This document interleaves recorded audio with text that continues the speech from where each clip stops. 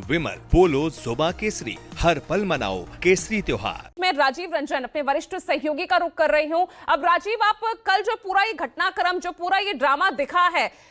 ED का छापेमारी करना, इस बीच जो कोई एजेंसी इस तरह की कार्रवाई कर रही है, खुद सीएम का इस बीच कार्रवाई के बीच पहुंचकर वहां से फाइल्स, दस्तावेज, हार्ड डिस्क लेकर निकल जाना, आप इस घटनाक्रम को कैसे देख रहे हैं? क्या वाकई ये मनी लॉन्ड्रिंग का केस था जिसको लेकर ईडी वहां छापेमारी के लिए पहुंची, या फिर एक राजनीतिक साजिश जिसे ममता बनर्जी यहां पर कहकर आरोप लगा रही है, बीजेपी को घेर रही है, गृह मंत्री, प्रधानमंत्री उन पर सवाल उठा रहे हैं?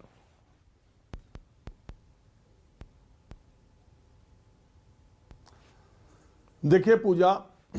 अभी 2016, 2021 और 2026 ये तीसरा चुनाव है जब प्रधानमंत्री नरेंद्र मोदी और भारतीय जनता पार्टी बंगाल में 6% से 16% 2014 में आई थी उसके बाद, और हर इलेक्शन से पहले टीएमसी से जुड़े लोगों पर ईडी सीबीआई की रेड होती रही है। आपने देखा मुकुल राय जो कि टीएमसी के संस्थापक सदस्य थे, उनको 2 केसेस में सीबीआई ईडी की इतनी रेड पड़ी कि वो टीएमसी छोड़ ही के भाग गए और भारतीय जनता पार्टी ज्वाइन कर लिए थे। 2021 के बाद ममता बनर्जी की फिर सरकार जब जबरदस्त बहुमत से बनी तो वह वापस टीएमसी में आ गए। शुभेंदु अधिकारी जो विधानसभा में विपक्ष के नेता हैं, इन्हीं केंद्रीय एजेंसियों ने उनके ऊपर इलेक्शन से पहले 16 के पहले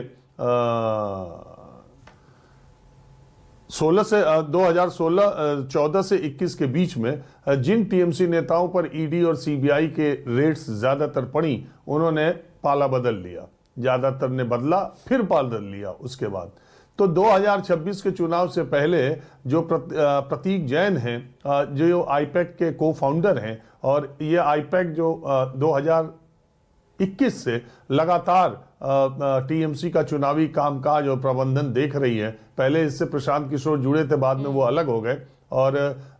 2024 का लोकसभा चुनाव भी जिसमें टीएमसी की सीटें खूब बढ़ी, वो भी प्रबंधन चुनाव का आईपैक ने किया।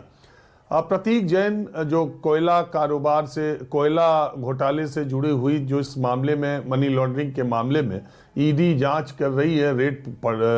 हुई है, वो कहा जा रहा है 2021 का मामला है। 2021 के मामले में 2026 में जब रेड पड़ेगी और चुनाव 25 फरवरी यानी फरवरी के आखिरी सप्ताह में होने वाला होगा, और एक ऐसा व्यक्ति जो कि एक पॉलिटिकल पार्टी के लिए काम ही नहीं कर रहा बल्कि उस पॉलिटिकल पार्टी के आईटी सेल का मुखिया भी है, और वहां पर पार्टी के इलेक्शन से जुड़े दस्तावेज निश्चित तौर पर है, तो ये सवाल उठना लाजमी है कि वो कोयला घोटाले में के लिए ईडी ने रेड डाली थी, या जैसा ममता बनर्जी कह रही हैं वैसा हुआ। और दूसरी बात, अगर कोयला घोटाले में भी है और अगर पैसों का लेन देन या आईपैक किस तरह से इलेक्शन मैनेजमेंट पैसे के हिसाब से कर रहा है, इसकी जानकारी ईडी को लगी थी, तो ईडी रेड डाल भी सकती है। सेंट्रल एजेंसी है वो डाली, और ममता इतना, क्योंकि हाल के दिनों में तो ऐसा देखने सुनने को नहीं मिला कि ईडी रेड डाल रही हो किसी फ्लैट पर किसी के घर में, और 4 घंटे के बाद वहां पर रेड के सिटिंग चीफ मिनिस्टर उस राज्य का पहुंच जाए पुलिस महकमे को लेकर के, और वहां से फाइलें छीन ले, और फिर उसके बाद 6 जगह ईडी की रेड हो रही थी कल, और फिर उसके बाद वो ड्राइव करके आईपैक के कार्यालय में पहुंचे और वहां पर भी ईडी जो फाइल ले दूसरी गाड़ी में बाकी अपनी कागजात भर के लेके चला जाए, और वहां की वेस्ट बंगाल की पुलिस उसके साथ हो। देखिए ये मामला बहुत आगे पहुंच चुका है पूजा, अब ये किस मुकाम तक जाएगा, क्योंकि ये लॉ एंड ऑर्डर, संवैधानिक व्यवस्था, राज्यपाल की रिपोर्ट, और दोनों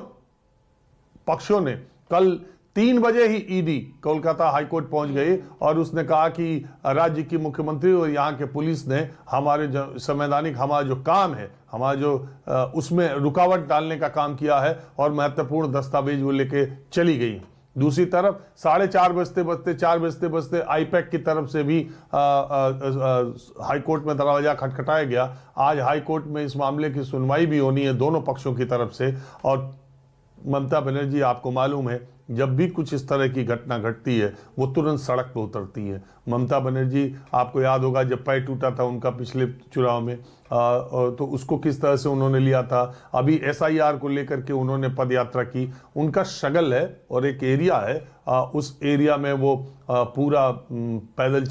चलती रही हैं। हमेशा से उनका है कि मुझे नहीं लगता कि देश में कोई दूसरा सिटिंग चीफ मिनिस्टर होगा जो इतनी बार विरोध प्रदर्शनों में अपनी ही राजधानी की सड़कों पर उतरा होगा। आज 3 बजे से ममता बनर्जी अपना शक्ति प्रदर्शन भी करेंगी और वो ये मैसेज देने की कोशिश करेंगी कि उनको किसी भी तरह से सत्ता से बीजेपी हटाने के लिए किसी भी हद तक गुजर रही है। दूसरी तरफ भारतीय जनता पार्टी, केंद्रीय जांच एजेंसियां कहेंगी कि राज्य का नियम कानून खत्म हो चुका है, मुख्यमंत्री खुद ही कानून को अपने हाथ में ले रही हैं।